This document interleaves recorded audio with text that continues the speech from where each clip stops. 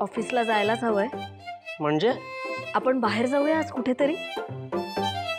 खरं तर मला ऑफिसला जाण्यात अजिबात इंटरेस्ट नाही आहे, कारण जयंतचा चेहरा पाहिला की पुन्हा जान्हवीच्या आठवणींनी त्रास होणार.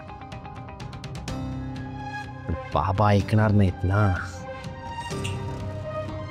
सांग ना, जाऊया का? मी काकांशी बोलू का? हे बघ, आपलं लग्न ठरलंय, ते काय नाही म्हणणार नाही, आणि मला तर नाहीच नाही. बोलू मी त्यांच्याशी. जाऊया. काय करू? हो म्हणू का? सईचं कारण पुढे केलं तर बाबाही नाराज होणार नाहीत आणि ऑफिसला सुट्टीही मिळेल. कुठे जायचंय? सरप्राईज आहे.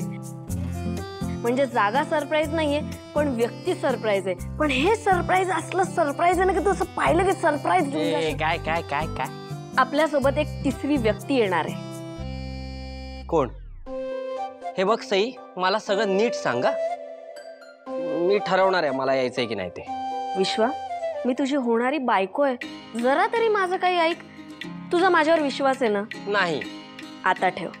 हे बघ, तुला ती व्यक्ती भयंकर आवडेल. कंपनी तिची तुला अशी वाटेल की बापरे किती मजा येते, किती छान वाटतंय.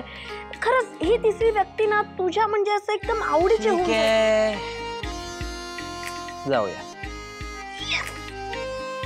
गाडी काढ, मी तयार होऊन आले.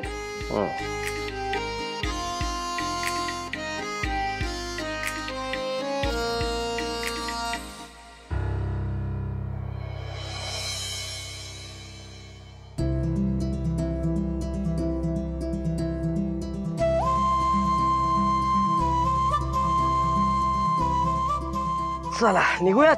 आपलं सरप्राईज यायचंय अजून. काय आहे तुझं सरप्राईज सई? थांब ना जरा.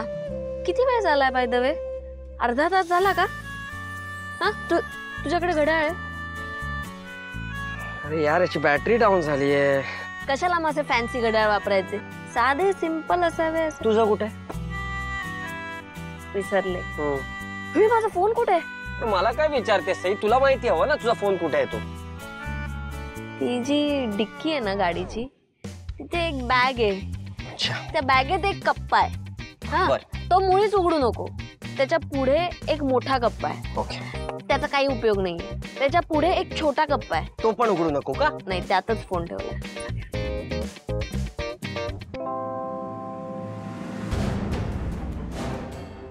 सई, कुठे जातोय आपण?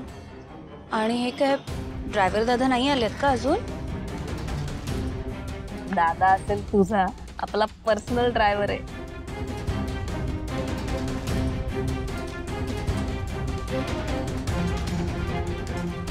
सई यार, नाहीये यार. त्या बॅगेच्या तळाशी बघ ना, तिथेच असेल.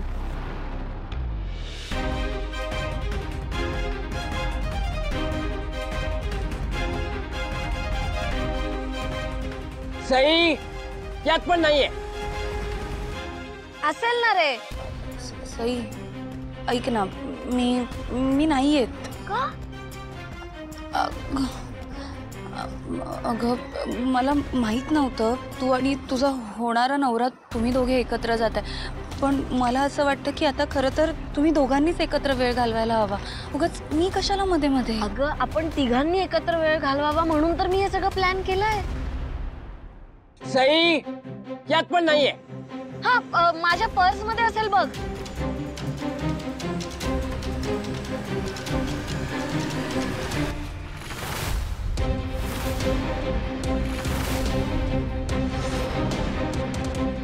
सई, मला असं वाटतंय बघ, यातच आपलं भलं आहे. हा, भलं म्हणजे? अगं मी डन, सापडला. हा, सई ऐक माझं. हे बघ, मी काय सांगते ते प्लीज समजून घे. मी तुझ्याच चांगल्याचा विचार करून हे सगळं बोलतेय. हे बघ, तू आतापर्यंत म्हणायचीस ना की काय तुला जीवाभावाचं तुझ्या आयुष्यात कोणी नाहीये. आता आम्ही आहोत तर तू. सई, पुन्हा कधीतरी. नाही काय तनू, थांब ना तनू. आता निघूया का? आणि कुठे आहे तुझं सरप्राईज? आपलं सरप्राईज आपल्यालाच शॉक देऊन गेलं रे. म्हणजे? काय नाही, चल, आजचा दिवस आपल्या दोघांचा आहे. Let's enjoy. ओके.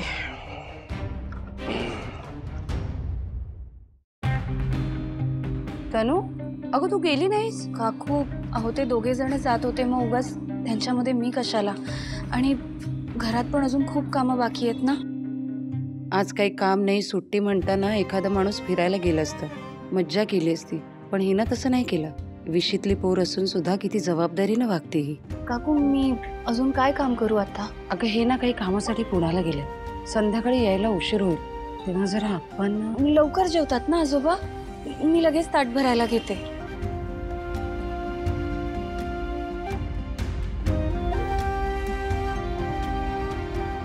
किती गुणी मुलगी ही.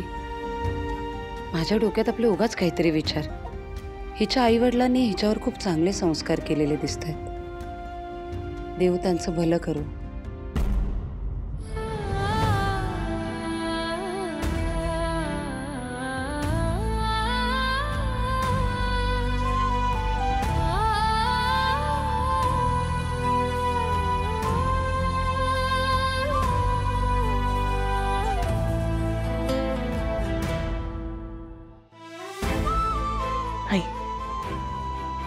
नाही सिद्धू, काही बोलू नकोस तू आता. आज मला या देवाला जाब विचारूच दे. नक्की काय याच्या मनात मला कळायलाच हवं. असं कधी काय मागितलं रे देवा तुझ्याकडे? कधी श्रीमंती मागितली का? नाही, कारण माझ्याकडे माणसांची श्रीमंती होती. छोट्याशा घरात संसार करायला मी तयार होते ना रे देवा, कारण माझ्या घराच्या भिंती या माझ्या माणसांनी भक्कम केल्या होत्या. त्या घरात माझ्या माणसांच्या प्रेमाचा, मायेचा ओलावा होता. काय मागितलं काय मी तुझ्याकडे?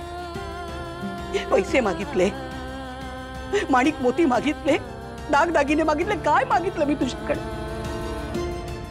कायम तुझ्यापुढे पदर पसरला आणि माझ्या मुलांचं सुख मागितलं. त्यांना सुखरूप ठेव, त्यांना यश दे, एवढंच मागितलं. छोटासा आनंद, तोही सतत फिरवून घेतोस तू माझ्याकडून. का का प्रत्येक वेळी माझ्या मुलांच्या यशाला दृष्ट लागते? का प्रत्येक वेळी माझ्याच मुलांना मनस्ताप होतो? का प्रत्येक वेळी माझीच मुलं, का माझ्या मुलांची परीक्षा पाहतोय? सिद्धू, हा देव असं का करतो रे? माझ्या मुलांबरोबर असं का करतो? काकू, देव असं का वागतो हे खरं तर मलाही माहित नाही. कदाचित काहीतरी विचार असेल त्याचा यामागे, पण इथे माझ्या समोर आणखीन एक देव उभा आहे आणि त्याने काय करावं हे मी नक्कीच सांगू शकतो.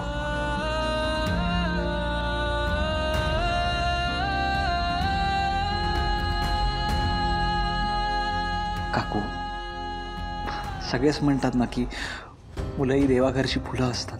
मग आई देवाचं रूप का नाही असू शकत? काकू, अगं वेंकी दादासाठी तूच तर देव आहेस. मग तू धीर सोडून कसं चालेल? अगं वेंकी दादा जेलमध्ये का गेलाय याचा जाब आपण विचारणारच आहोत. अन्यायाविरुद्ध आपण लढणारच आहोत. आणि जसं आई म्हणून तुझा मुलावरचा प्रेम अतूट आहे ना, तितकीच भक्कम आपली केस सुद्धा आहे.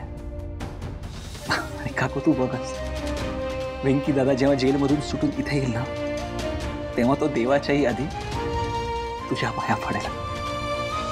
नंतर एक पोरगी आली, एकदम धीट, आणि ती व्यक्ती म्हणजे अहिल्या वेसकर.